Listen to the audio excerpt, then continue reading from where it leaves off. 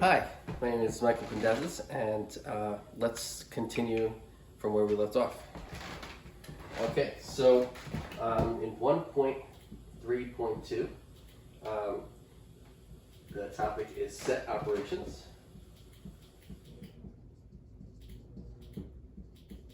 Applied to outcomes. Okay, so set operations applied to outcomes. So topic 1 is sets. So here's an example of a set called capital A with elements A1, A2, A sub n. And so this is a set with elements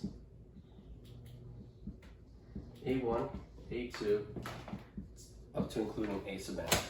Okay, so capital A is we're used to name the set, and the lowercase a's from A sub 1 to A sub n are the elements of that set capital A. Usually we use capital letters to denote sets and lower letters to denote elements of a set. Okay. Let's go. Okay, so this set A was easy to describe because it was just a set with n elements and elements in it. Let's say we have a set capital I, and its elements are 1, 2, 100. So this is the set of integers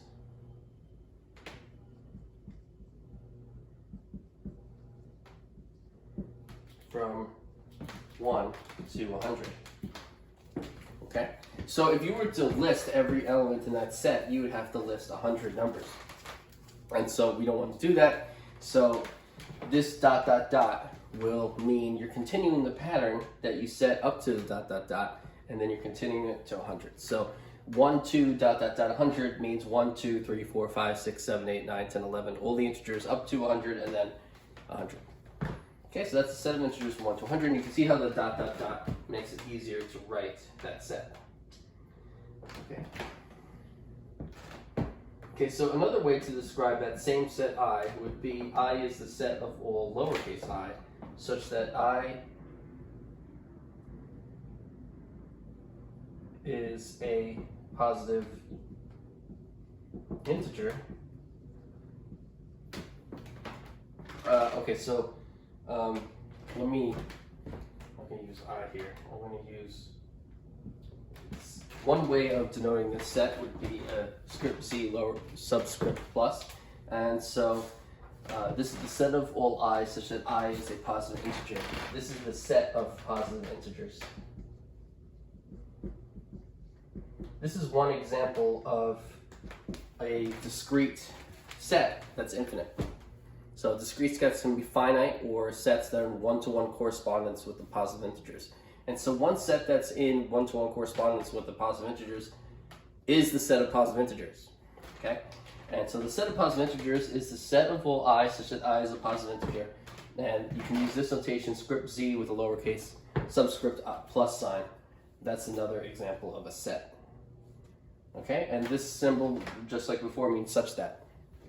So C plus is the set of all I such that I is a positive integer. That's how you read it in words. So we see 3 examples of sets there.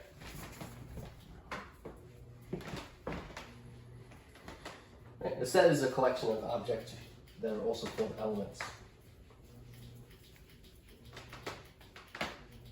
Okay. Part 2 of this section is on subsets.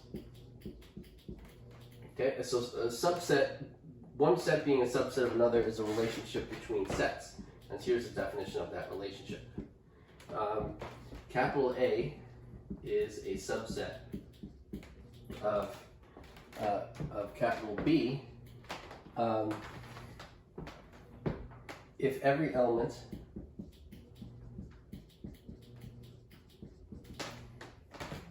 in capital A is in B. So set capital A is a subset of set capital B if every element in A is in B. The notation is for this is A and then that symbol B. Okay, so that's the notation for A is a subset of B. Okay. So that's the definition of one set A being a subset of another set B.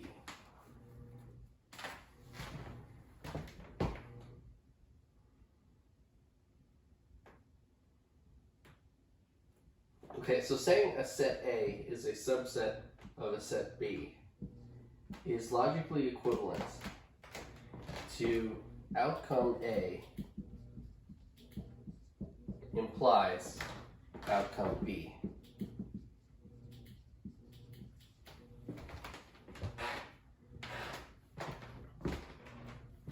Where A and B are non-empty events of an experiment.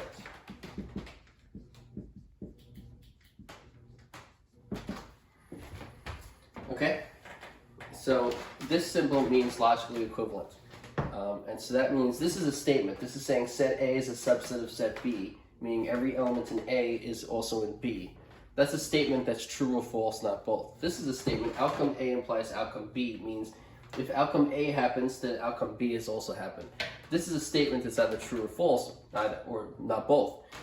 And so logic equivalent means that when either of these statements are true, so is the other one. And when either of these statements is false, so is the other one. That means this statement always has the same truth value as that statement. That's what that symbol is. That symbol is saying logically equivalent.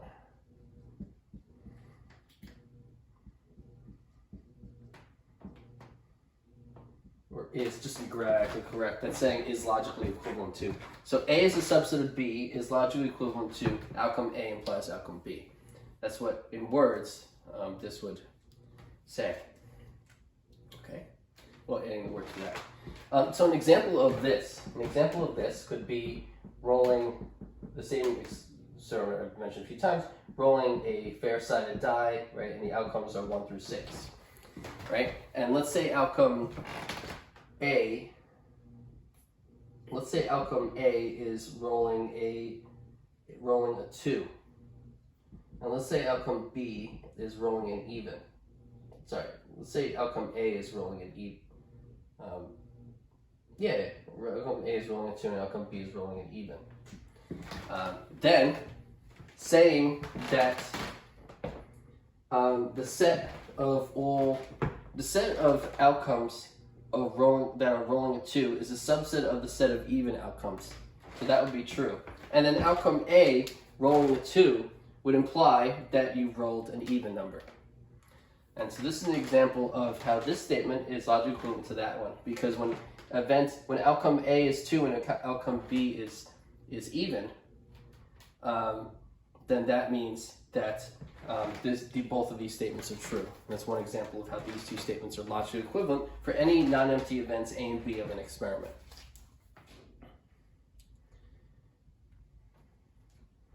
Okay, so then that's 2, that's subsets. And now the third one is union.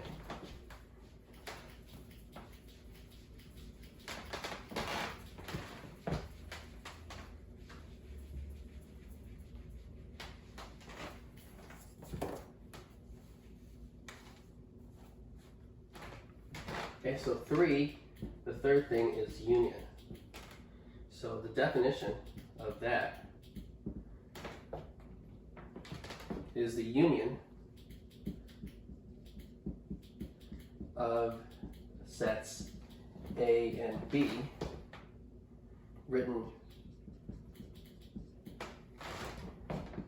A union B is the set of elements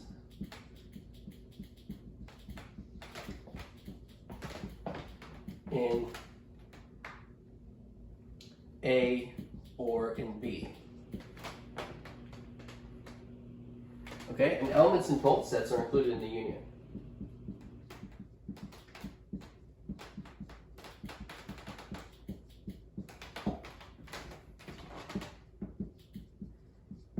Okay, so the union of sets A and B written as A union B is a set of elements in A or in B. The elements in both sets included elements of both sets are included in the union. Okay, so that's the definition of the union of two sets.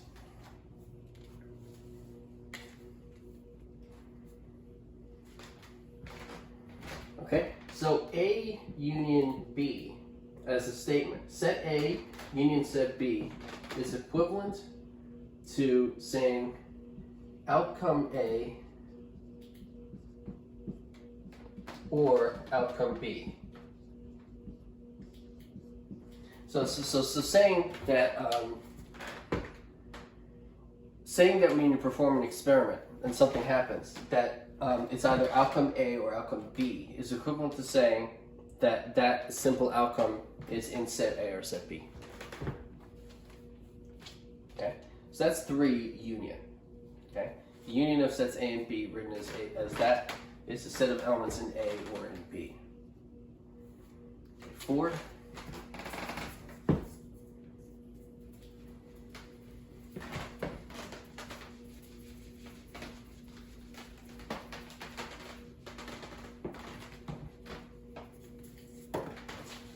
Intersection.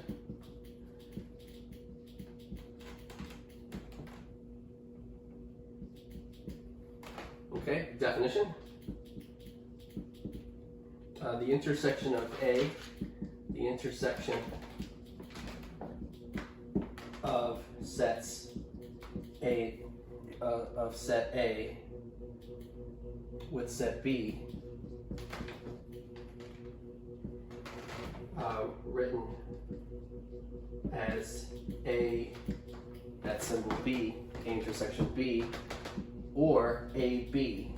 AB, where it looks like you're multiplying them, it's actually A intersection B, is a set of elements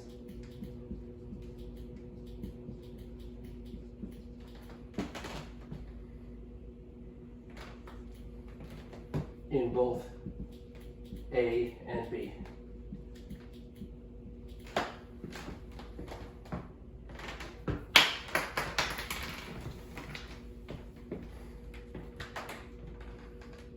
Okay, and so A intersection B is logically equivalent to outcome A and outcome B.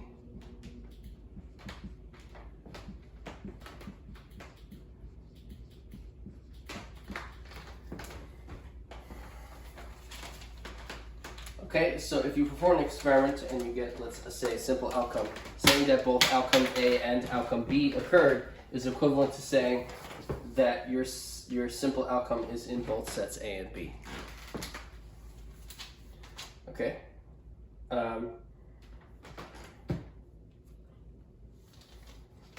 So as an example of intersection, let's say the experiment is rolling 2 dice and recording the top sides of those 2 dice. Experiment is rolling 2 dice and recording their top sides. Okay, so that's the experiment. And so let's say that outcome D is the outcome of getting a double. The outcome of getting a double would mean that you get the same number both times. So 1, 1, 2, 2, 3, 3, 4, 4, 5, 5, or 6, 6. That would be the event of getting a double. And the other one is capital F, which is a sum of 4.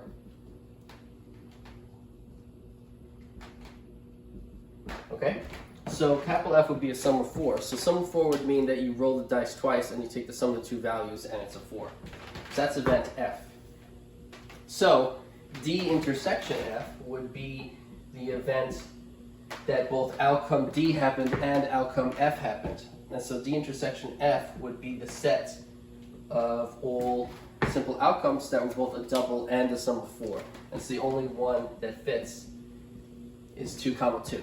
2, 2 is both a double and a sum of 4. No other double is a sum of 4. 1 plus 1 is 2, 3 plus 3 is 6. And the rest of them are more than 6. So the only double that adds up to 4 is 2, 2. That's the only element of D intersection F. So that's an example of the intersection of 2 events of an experiment. intersection of two outcomes of an experiment. Okay. Okay, so that's intersection.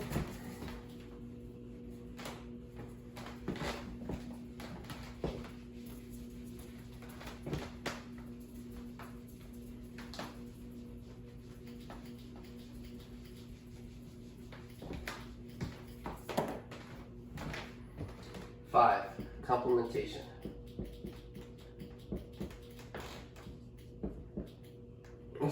So complementation definition.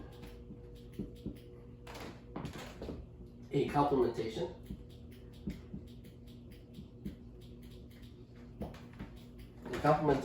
is a set operation. A complementation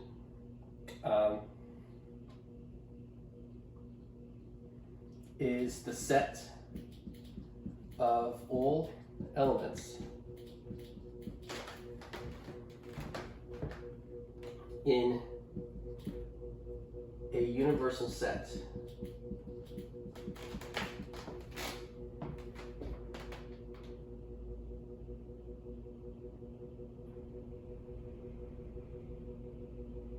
that is not in some given set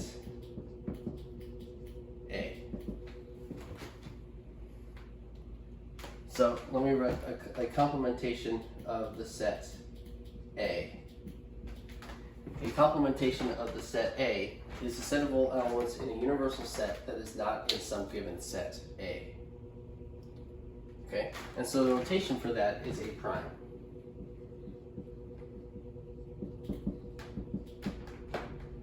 So A prime would be the notation for the complement of A. Okay, another notation, so A prime or U minus A, that could also be written as U slash A like that.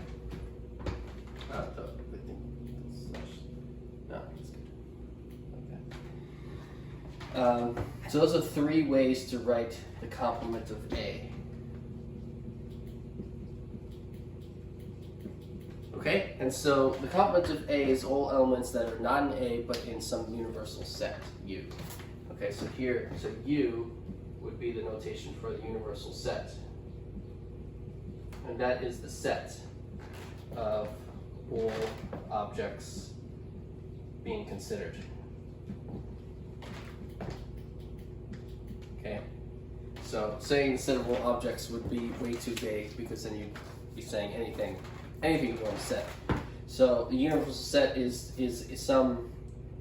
some set you're defining as being the set of all objects for your given situation. Right? So okay, so and then A complement is a set of all objects not in A but in U. Okay.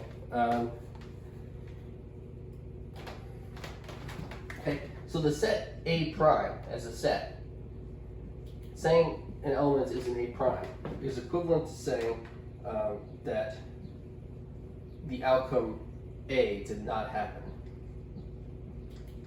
So if you perform an experiment, let's say rolling a dice, and let's say the event was evens, then the set of simple outcomes where outcome A did not happen would be equivalent to the set of rolls that were not even, so 1, 3, 5, right? 1, 3, 5 would be the outcomes of A, the outcomes that were not in set A.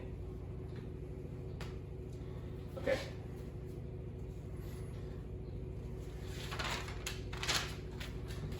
Okay, so that's complementation. That's the fifth thing to point out here. Let's go to the sixth.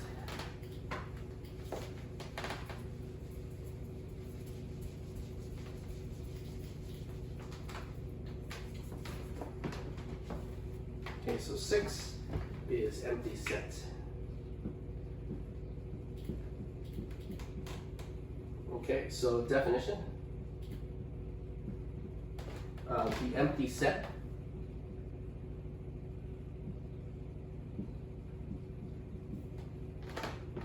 is the set of no elements.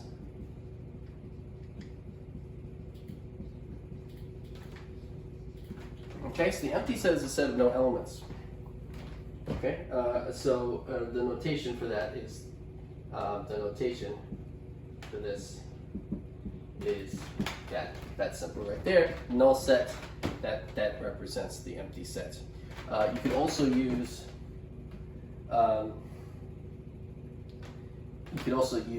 S complement. Because the S complement is all the elements where S is the universal set. So sometimes they'll use U for the universal set, sometimes we'll be using capital S. It'll be clear from the problem. So S prime would be the elements not in the universal set. That's nothing. So S prime can also be used as notation for the empty set where S is the universal set.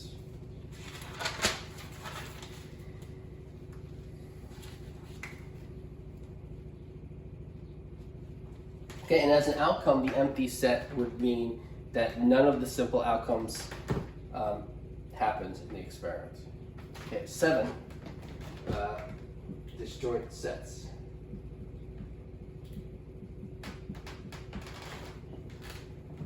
And mutually exclusive outcomes.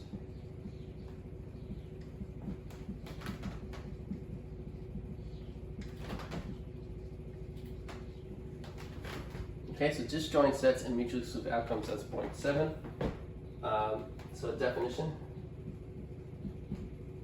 A and B are disjoint sets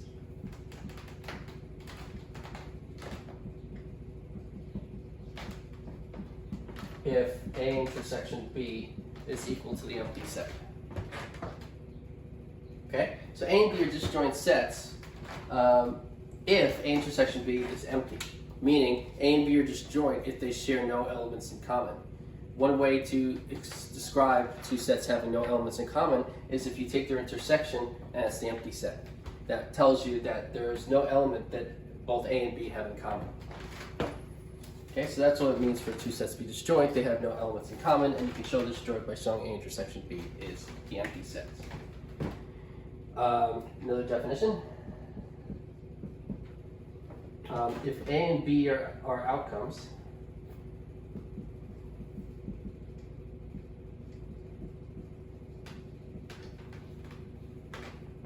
and A intersection B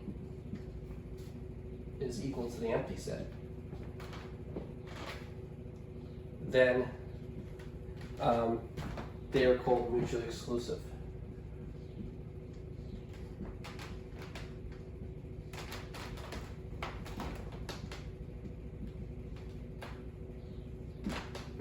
Okay, so in the definition before, we were talking about sets. And so two sets are disjoint if A intersection B is empty. Now we use sets to describe outcomes of an experiment. And so if A and B are used to describe outcomes of experiments, then if A and B as outcomes satisfy the equation A intersection B is the empty set, then they're called mutually exclusive. That means those two events cannot happen simultaneously. That no matter what you do in the experiment, events A and B cannot both happen. Then they're called mutually exclusive as events. Okay? Okay, and so events A and B, their intersection being empty, that statement is logically equivalent to saying that outcomes A and B are mutually exclusive.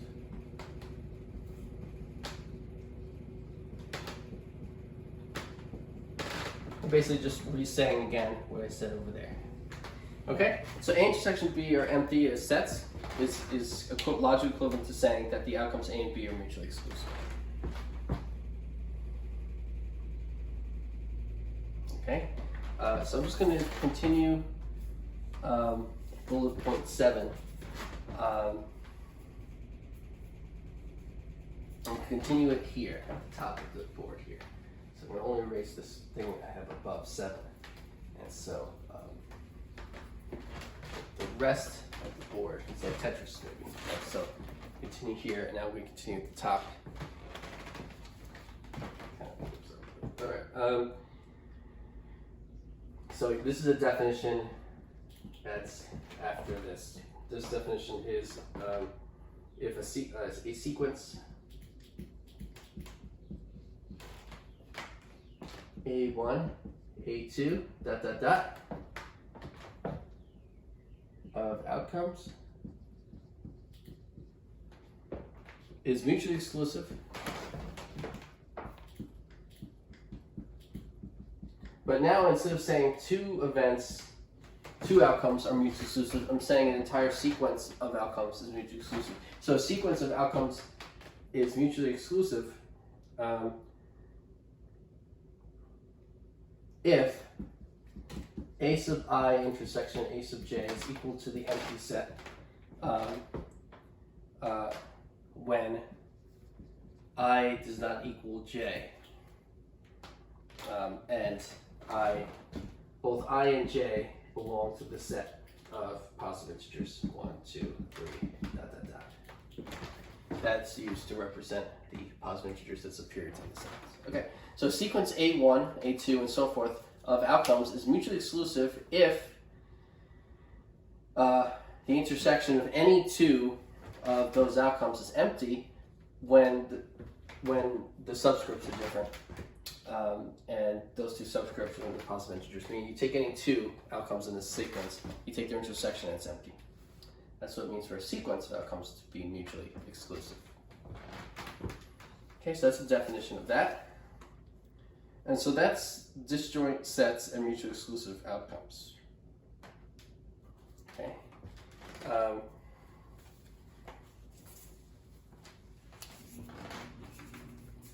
Okay, so I'll give you a moment to look at this.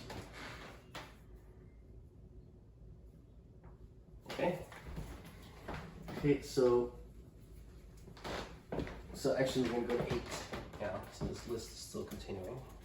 Just getting myself the entire board room because I have 8 is a bit long. So just try to give myself as much room as I can. Okay. So 8 in this list is other useful facts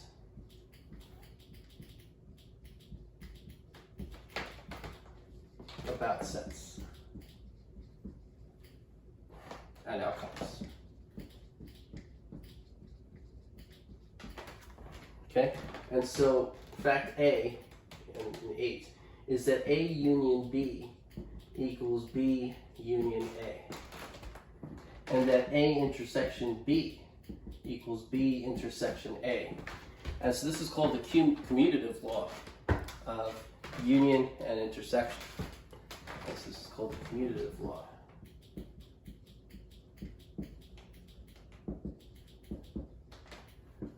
Okay, so that's the commutative law for union and for intersection. Okay, so that's useful properties of those two operations. B, A union B union C is equal to A union B union C, and the same thing works for intersection. A intersection B intersection C equals A intersection B intersected with C. And so those are called the associative laws. Commutative laws. These are the associative laws. The associative law for union and associative law for intersection. And so if the notations for this could be A union B union C without parentheses. You don't need parentheses because we just showed if you move the parentheses, the results are the same. And so the notation for that, you could also write A intersection B intersection C, or you could write ABC because that's the notation for the intersection of 3 sets, ABC. Okay, so these two notations correspondingly are the same as both of them because we show we can move the parentheses and it doesn't change what the set is, right? The resulting set is. Okay, so those notations can be used instead of parentheses there. C, A union B intersection C is equal to A union B intersected with A union C. And that's equal to Morgan's law. And A intersection B union C is equal to A intersection B union A intersection C. That's also another De Morgan's law. Sorry. So we're going to use. Oh, no, sorry, it's not De Morgan. Sorry. It's called the distributive law. The distributive law. Not distributive. Right. the distributive law. So that's distributive law. Law is there. That's C. Okay.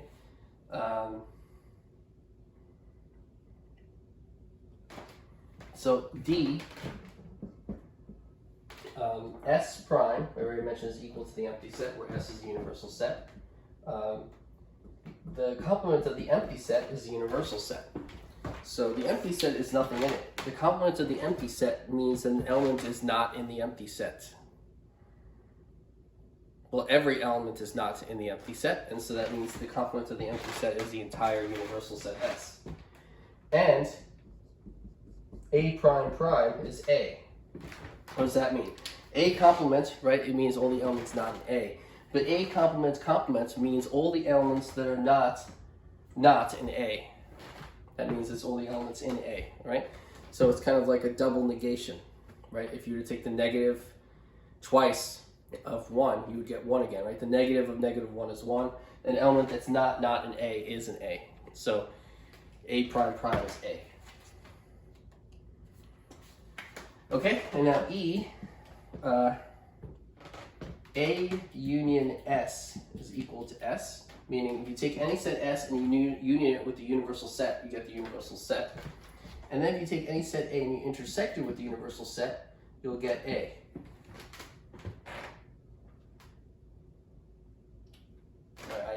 Okay, and then A intersection the empty set is equal to the empty set. And this is for all subsets, for all A, which is a subset of the universal set S. And A could be an outcome, and S could be the sample space. Okay? So correspondingly, the universal set in set theory can be the sample space for your experiment, and the sets, like A, could be the outcomes of your experiments. Okay. So A union S is S, A intersection S is A, and A intersection the empty set is the empty set. The elements that are in both a given set A and the empty set are only the empty set. It's only the empty set. There's nothing. Okay. Okay, so that's E. F. A union A prime is equal to S. The set of all elements that are either in A or not in A is the entire universal set. And then the set of elements that are both in A and in its complement is the empty set. And so if you wanted to know what's the set of all elements that are both in a given set A and not in a given set A, it would be the empty set. There's nothing that's both in a given set and not in that same set. Okay, and then G. These are De Morgan's law. A union B prime equals A prime intersection B prime, which you can write as A prime B prime using a notation. Or A intersection B prime is equal to A prime union B prime. And those are called De Morgan's laws.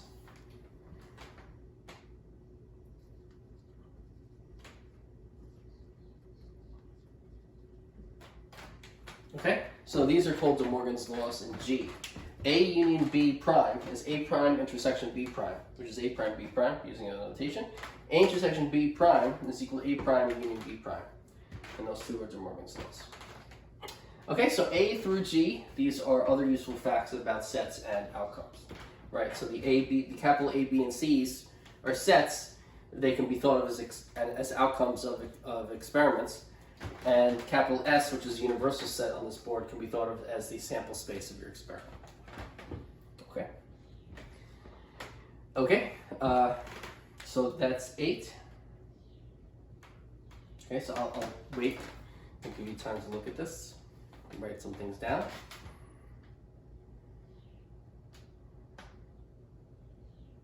Okay, remember you can get rid of the parentheses here. You don't need to write parentheses when you take the union or intersection of 3 sets. Because we showed that it doesn't matter where you put the parentheses, the resulting set is the same. So you can just write those without parentheses. And that's actually true for any n number of sets. If you take the union of 15 sets, you don't have to write parentheses anywhere. It won't be ambiguous of the result, right? You can take the union of n sets in any order you want, and the resulting set is the same. And so you don't, in that situation, you don't need parentheses. Here though, there's a situation where you do need parentheses. Like here, A union B intersection C, you get this. If you were to change the parentheses to here, then you would end up with a different set. Right, so here if you move the parentheses, you end up with something different. While here, it's not different. So you have to know when you need parentheses and when you don't. Okay? Okay.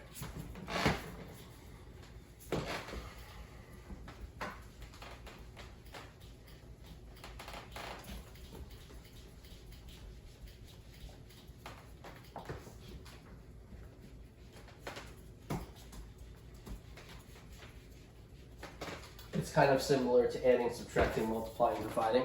But in that, there's a given order of operations. It's called PEMDAS, parentheses, exponents, multiplication, division, addition, subtraction. That's the order of operations, right? And so if you were to write just a page full of calculations, if you wrote no parentheses, there would be a definite order, because the convention is to go in that order, right? By PEMDAS, right?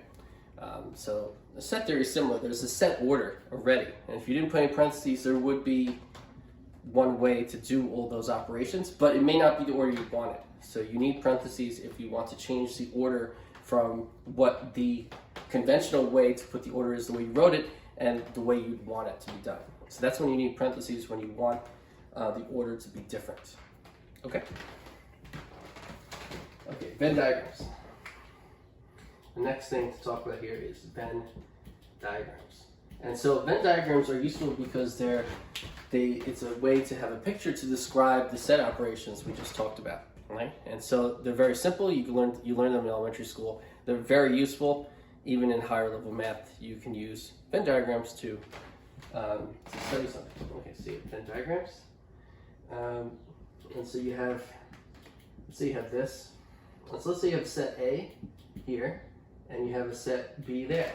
So those circles A and B are the sets A and B. Anything inside the circles, those circles would be in those sets. Anything inside this circle is in set A. Anything inside this circle is in set B. Anything not in those circles would not be in those sets. Okay? So this region here that I just shaded is A intersection B. Okay? So I'm pointing an arrow to it. That's A intersection B. The space between where those two circles intersect, that's A intersection B. Anything that goes there would be elements in both sets. Now I'm going to, I'll just draw another Venn diagram. And then if you take, here's A and B again, but now I'm going to show a different operation. Now let's say you shade it in here, here, and here. This would be A union B.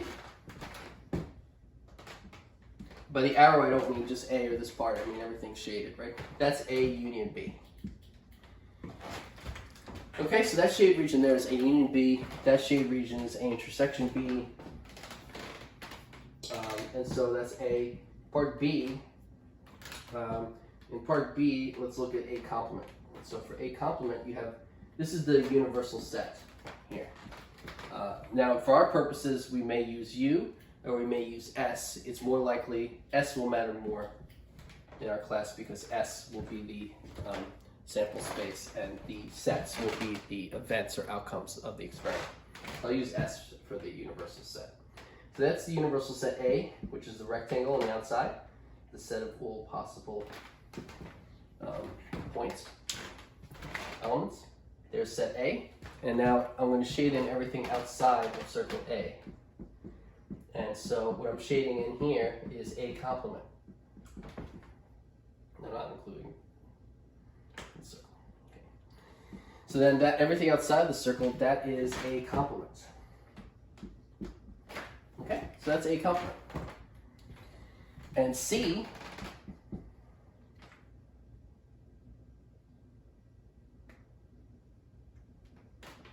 so for C, let's look at two. I'm going to draw the universal set small now.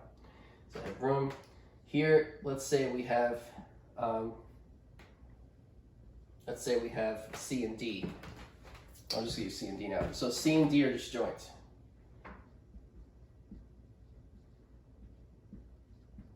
So now I'm not pointing out a region. Now I'm just talking about a relationship between sets. Sets C and D are disjoint. The intersection of those sets, C intersection D, is empty. They do not intersect. Right?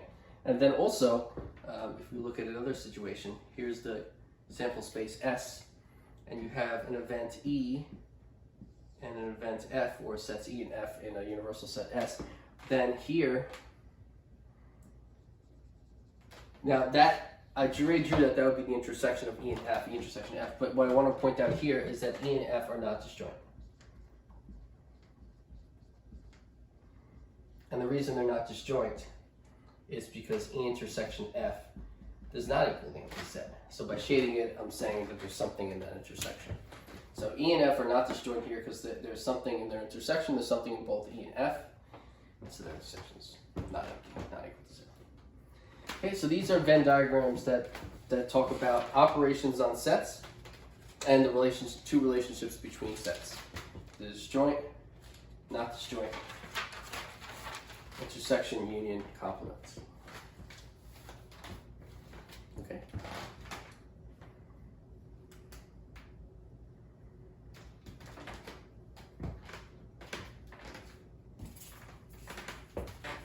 Okay, so continue.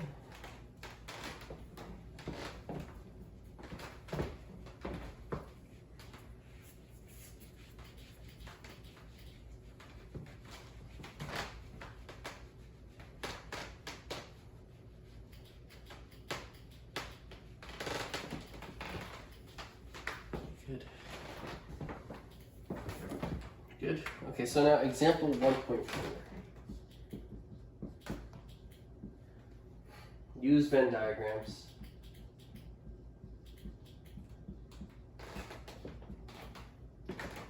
to verify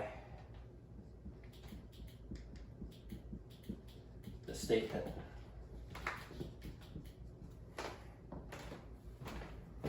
A intersection B prime is equal to A prime union B prime.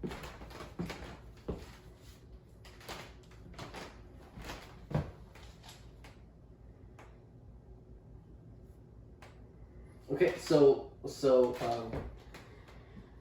I'll oftentimes write the word proof when I start the answer to something, because you can think of mathematics as kind of all about proof.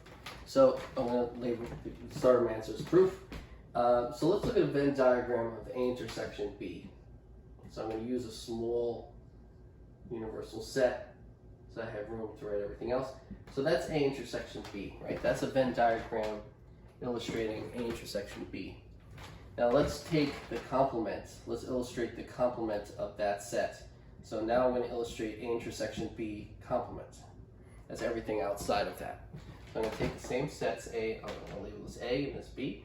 I'm going to take the sets A and B. Here, it was just that part that I shaded in. Now everything other than that part would be here, here, here, and here. Okay? So even though the circle's not exactly the same place, it's the same sets A and B. Okay? So now that's A intersection B, and everything outside of that, everything other than that is A intersection B complement. So this Venn diagram depicts the left side, the set on the left side of that equation. So that's the left side. This thing I'm circling is the left-hand side, the set on the left-hand side of the equation. It's now depicted with the Venn diagram to set on the left-hand side of that equation. So what I need to do now is to find the Venn diagram on the right-hand side of the equation and see that they're the same Venn diagram, and that means that these two sets are the same, as illustrated by Venn diagrams. Okay? So now take A prime, to do A prime union B prime, let's look at first A prime. So here's A, here's B. Now A prime, so this is going to be A prime. So it's going to be everything outside of circle A. Right, that's A prime. Everything, here's the circle A. It includes this part. Everything outside of that circle is that. Now I'm going to also do B prime. This is still S here. That's S there. This is A. This is B. Yeah, that's having fun. Having fun here. Now, B prime is everything not in circle B. And so it's outside of this circle. Drawing Venn diagrams, this can be fun. Okay, so that's B prime. So that's A prime and that's B prime. And now take the union of those two sets. And so I'm going to do that with this Venn diagram over here. So that's S. I'm going to make this a little bit bigger. So here's A, here's B. A was a really good circle. And then now I'm going to take A prime union B prime. Okay, so it's a union. So I'm going to be shading in anything that's shaded in both, in either one. So I'm going to include everything in A prime first. So that's everything outside of circle A.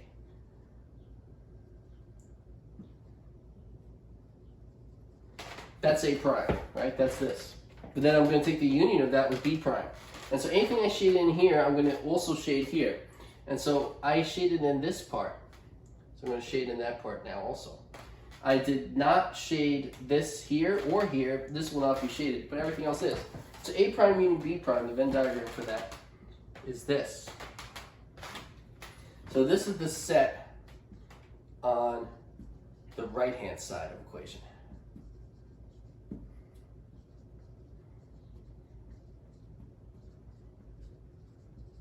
So now I have a Venn diagram for the left-hand side of the equation and the Venn diagram for the right-hand side of the equation.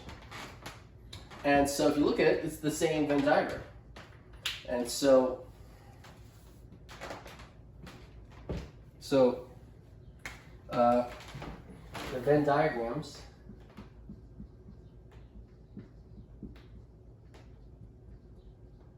for A intersection B prime and A prime union B prime are the same. Right? A intersection B prime and the Venn diagram for A prime union B prime are the same. That illustrates that A intersection B prime is equal to A prime union B prime using Venn diagrams.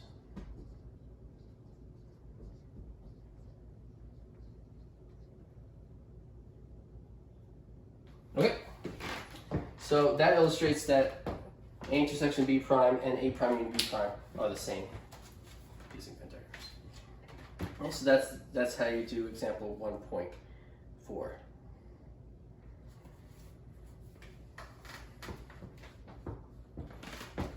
Okay.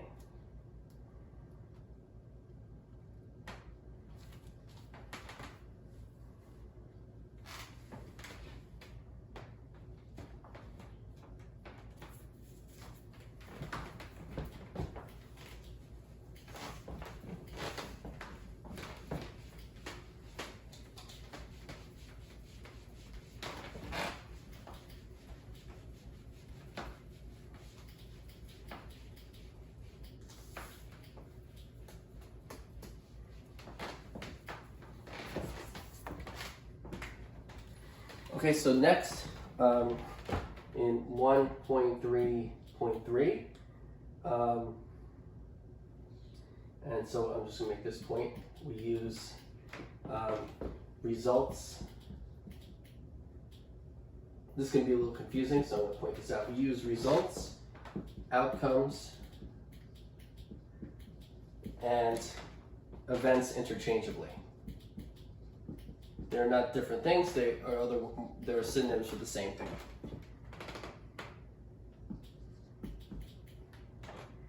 So we use results, outcomes, and events interchangeably to mean the same thing.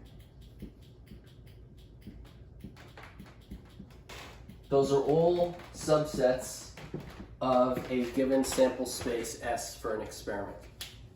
Okay, so you have an experiment, you have a sample space, and the elements in the sample space, subsets of the sample space are either called results, outcomes, or events, and they all mean the same thing, subsets of sample spaces. Okay?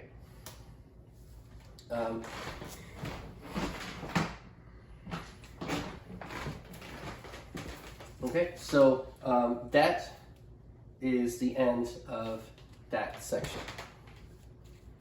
Okay, so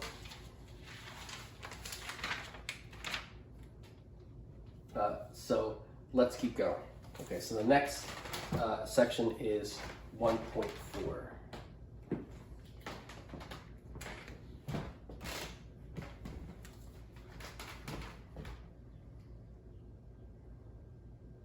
So 1.4, which is on rules of operation.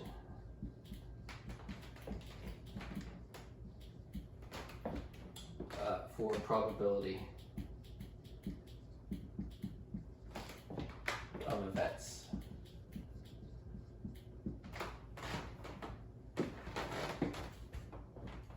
Okay, so 1.4 is on rules of operation for probability of events. So 1.4.1 is on the axioms of probability.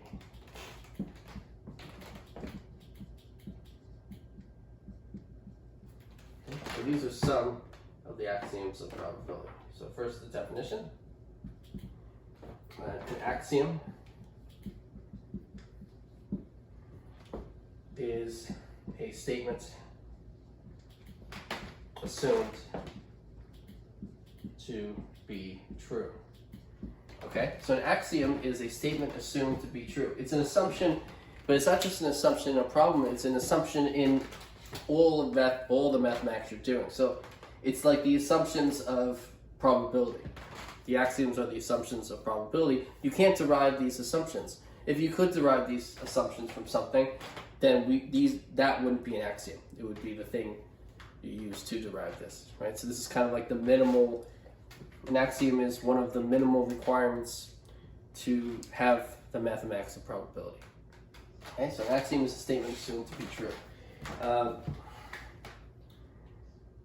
Another definition. A theorem is a statement that can be deduced either from axioms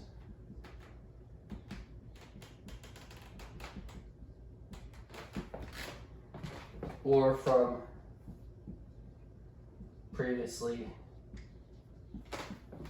proved theorems.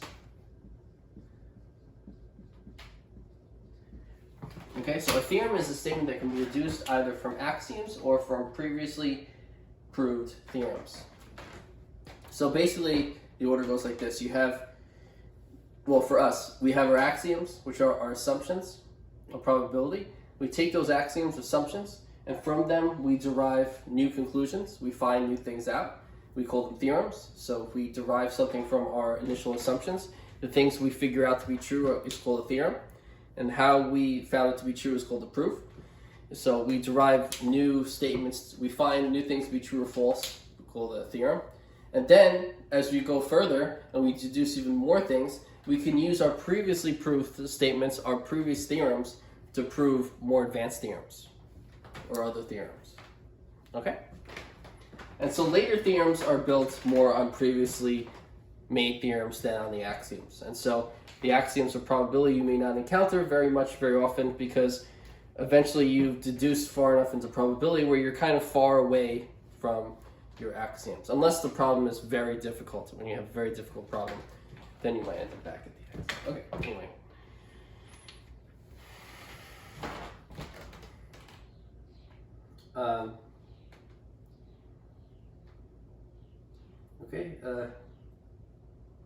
Right, so we have the axioms of probability, just to help you visualize this. We have the axioms of probability, those are the assumptions of probability.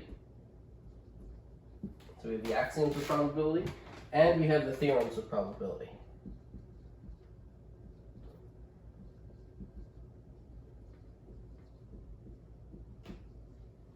Okay, so we have the axioms of probability and we have the theorems of probability.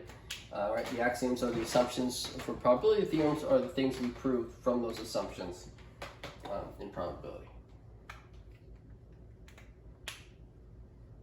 Right, and both of these act as rules for how we study probability. Right, so anytime you do more probability, you need to keep in mind all the axioms of probability and the theorems of probability. Right, you can't do something in probability that contradicts a previously proved theorem or an axiom.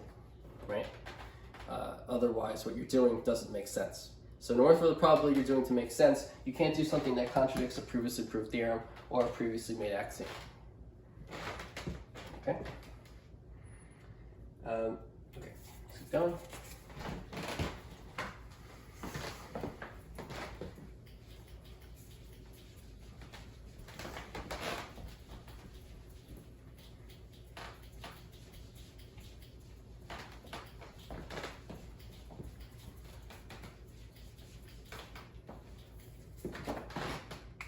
Okay, so the probability of an event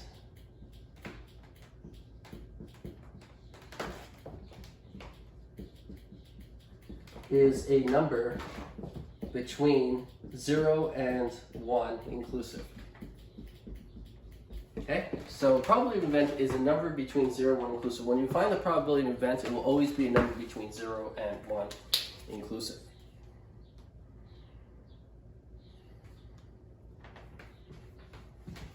Right? And so we assign numbers to events.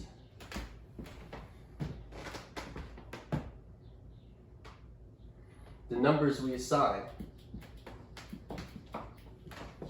the number we assign to an event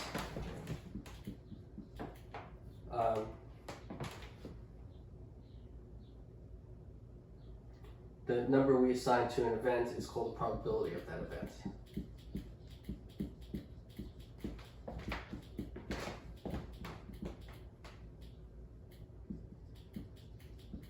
We can assign other numbers to events and things, but in this situation, you can assign a number to an event, and that assignment is called the probability of that event.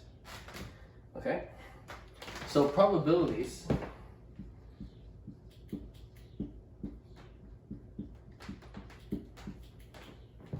therefore are values of a set function p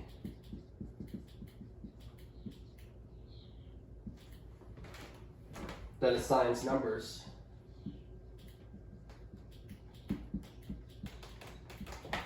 little p, which equals capital P of A, to events capital A of a sample space S.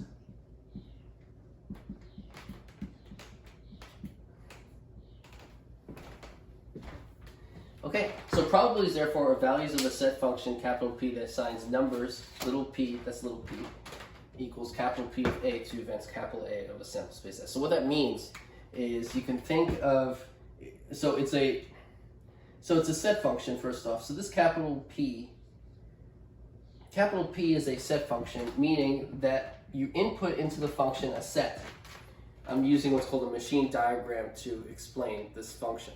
Okay, so a function is kind of like a machine where the name of the machine or function is capital P, and the input into your function is like inputting something into a machine. Like I would input the set A into the function P, and my function will output exactly one thing for every input. So if I input something into this function P, it will only spit out one thing for that A. If I put something else in function P, it may spit out something different. But if I spit out one thing into P, it will always spit one thing from that. Does that make sense? So for everything I put into function P, there will be exactly one output. So this is a set function. So that means the input into the function is always a set. So in this case, the input is a set. Okay? So the function p, that's the function. So in the machine diagram, this is the function called p. This is an input. This is the input of a function, p, which in this case is a set. And now the output is a number called little p. And so that's a number. And this is the output. So capital P being a set function means the input into the function is a set, and it tells you that it assigns a number to events or sets. So these sets are events in this situation. And so it's assigning a number, meaning the output of the function is a number. And so that number is little p. And that little p is equal to capital P of A. And what that is the probability of event A. So that number, little p, that we assign to a set A from this set function, capital P, this number is what we call the probability of event A. It's the number we assign to our set using our set function. Okay? And that, like I said at the top, the probability of event is a number between 0 and 1 inclusive. So whenever you hear the probability of something, a theoretical mathematician would say, instead of thinking of the probability as a number, you might think of it as a function, where the input is the set or event, and the output is the number. Okay? So this is how a theoretical mathematician would think of the probability in something. Okay?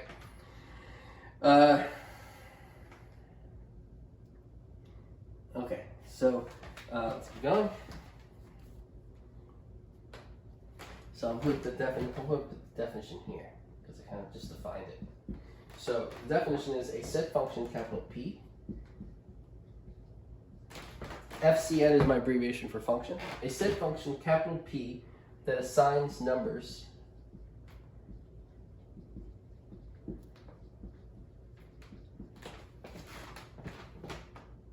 little p equals capital P of A to events A of sample space S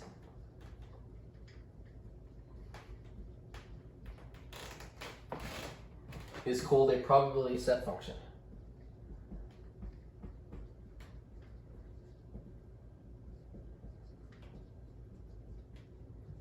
So I'm using the FCN for function also, called a probability set function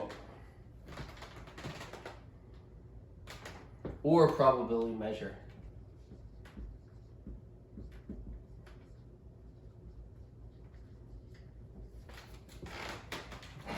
If the following axioms are set aside.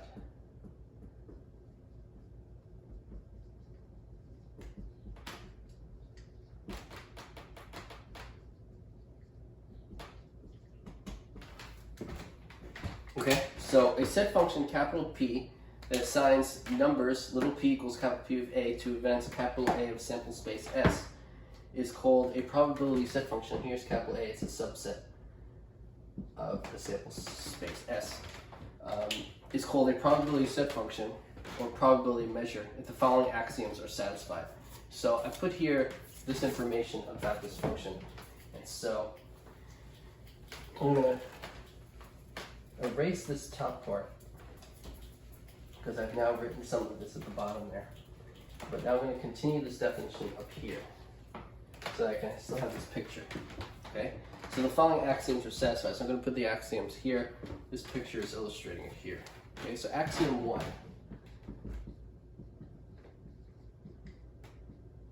So axiom 1 is that 0 is less than or equal to P of A, less than or equal to 1, which I mentioned already, for all events A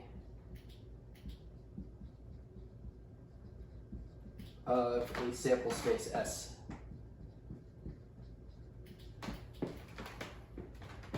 Okay? The events A are subsets of the sample space S. Axiom 2. P of S is equal to 1. So it's important, right? This is a probability set function, right? The inputs are sets, and the output is the probability of that set, the number we assign to that set.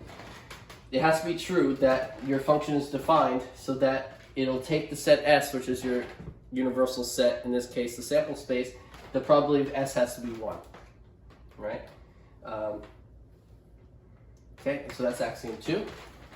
And then axiom 3 is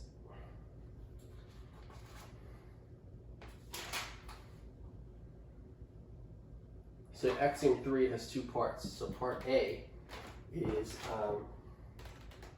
if A and B are mutually exclusive events,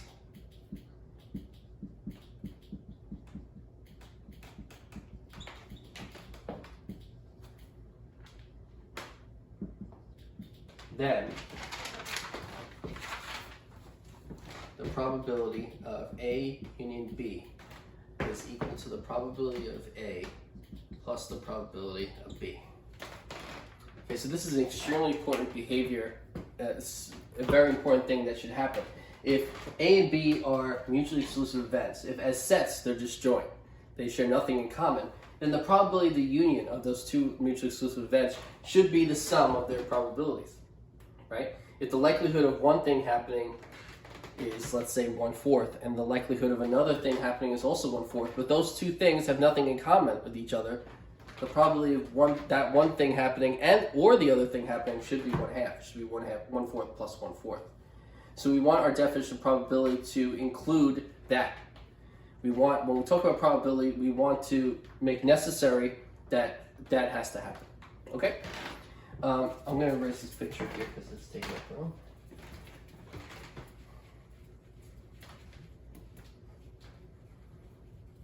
Okay, and so axiom 3, part A, if A and B are mutually exclusive events, then the probability of A and B equals probability of A plus the probability of B. And then part B is if A1, A2, A3, and so forth is a finite or infinite sequence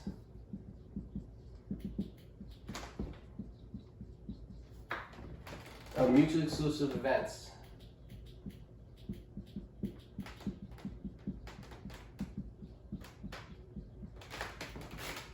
of S, then the probability of A1 union A2 union A3 union ... is equal to the probability of A1 plus the probability of A2 plus the probability of A3 plus ... Okay, so we're going to continue to this, but let me just explain this part. If A1, A2, A3, and so forth is a finite or infinite sequence of mutually exclusive events of S, then the probability of their union is the sum of their probabilities. Okay, and so what happens with just two mutually exclusive events we want to happen if we have an entire finite or infinite sequence of mutually exclusive events. And so let's say we have 10 events that are mutually exclusive. We want the probability of their union to be equal to the sum of their probabilities, right? If none of the sets intersect with each other, we want the probability of choosing something from at least one of them to be equal to the sum of the probabilities, their probabilities, right? And so we have that in this equation here. Also, in part B, oh, okay, that's it. Yeah, that's everything. Okay, so then, so just to read the whole thing, definition: a set function capital P that assigns numbers little p equals capital P of A to events capital A of sample space capital S is called a probability set function or probability measure if the following axioms are satisfied. Axiom 1, 0 less than equal to P of A less than equal to 1 for all events A of the sample space S. Axiom 2, P of S is 1. And axiom 3, if A and B are mutually exclusive events, then the probability of A and B equals probability of A plus the probability of B. B, part B of axiom 3, if you have a sequence, a finite or infinite sequence of mutually exclusive events of S, then the probability of their union is equal to the sum of their probabilities. Okay? And so you need these three axioms, axiom 1, axiom 2, and part A and B of axiom 3, all of this to be satisfied for your set function P in order to call it a probability set function or probability measure. Okay? And so what we're doing is we're classifying certain set functions with all these properties. We give it a special name, a probability set function. And we use these functions when we want to discuss mathematical probability. Right? So when we want to talk about probability, we're going to use functions that have all of these properties. Right? These are the types of functions we want to use when studying probability. Okay? We want a function that will only give us values between 0 and 1 inclusive for an event A of a sample space S. we only want to talk about a function that would take the entire set and say its probability is 1. And we only want to talk about functions that will also take two mutually exclusive events and say the probability of their union is the sum of their probabilities. It all makes sense. And for part B, if I took a sequence of mutually exclusive events, finite or infinite, I would want the probability of their union to be the sum of their probabilities. And this rule, even though it looks hard maybe, or weird, when you write it, when you use math to describe it, it might look complicated, it might look strange. But actually, this is all common sense. This is kind of using math to explain common sense, things that you would want, right? Right? How you think of a probability, this matches up perfectly. Axiom 3 is a little bit more difficult, but even that is something that if you haven't spent a lot of time thinking about this, if you spend a little time, Axiom 3 should be common sense, right? It's kind of common sense. Okay, and so that's the definition of a probability set function. Those are the type of functions we're going to want to use. Okay, so I'm going to erase this.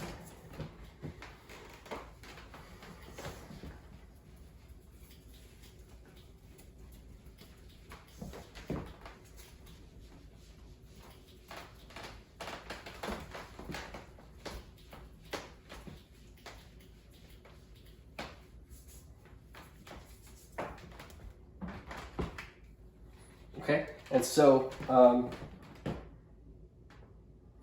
just to add to that, if capital P assigns, the definition is done. No, I'm just adding something else. If capital P assigns the value / number, you can say it's a number or a value, little p equals capital P of A to event capital A, then we say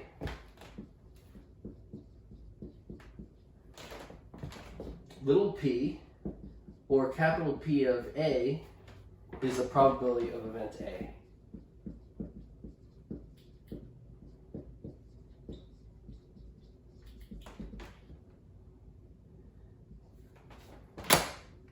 Okay?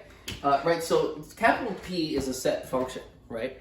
But if we say, what is the value of capital P at A, or what is capital P of A, or what is little p, those represent the probability of your event A. Capital P is the function, but the value of that function on the set is called the probability of that event A, or little p, which equals, little p is the number, that's the probability of event A. Right, and so separately, right, I'm going to draw the picture again. Here's your set function, capital P. The input is an event, and the output is a number, little p. Capital P is the set function, little p is the probability of your event A. This is the input. This is the function. This is the output. In this particular situation, the input is a set. And because the input of this function is a set, it's called a set function. Just to point out the fact that if the inputs, all the inputs of the set of the function are always is a set. It's always a set. And the output is a number. And that number is the probability of event A. And another way to write it is capital P of A, just like a function in calculus where you do f of x is the value of f at x. This is the value of P at capital A. P of capital A is the value that the set function gives for when the input is set capital A. It spits out that number. That number is the probability of that event. It's a number that the function corresponds to, assigns to that set capital A. Okay? Okay, and so that's explaining what the probability of event A is and going back and explaining again what a set function is. Okay, and so all three of those axioms have to hold, and then you can call the set function a probability measure. Okay? Or a probability set function, right? And so if the three axioms hold,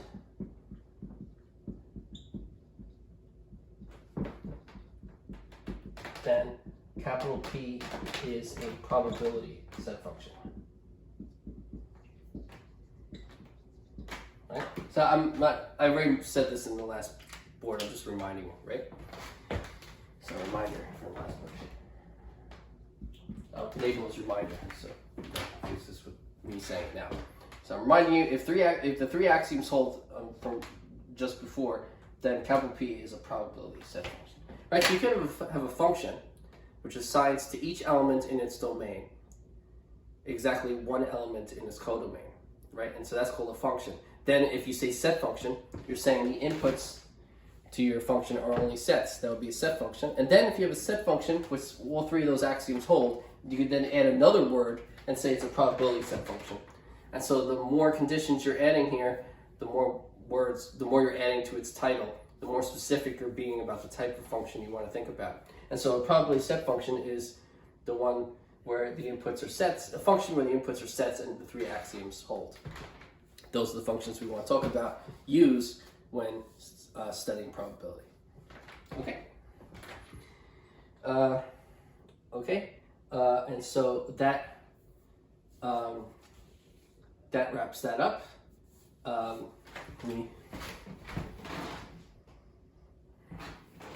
Okay, so I'm going to stop this lesson here, and so study and do the homework, and I'll see you next time.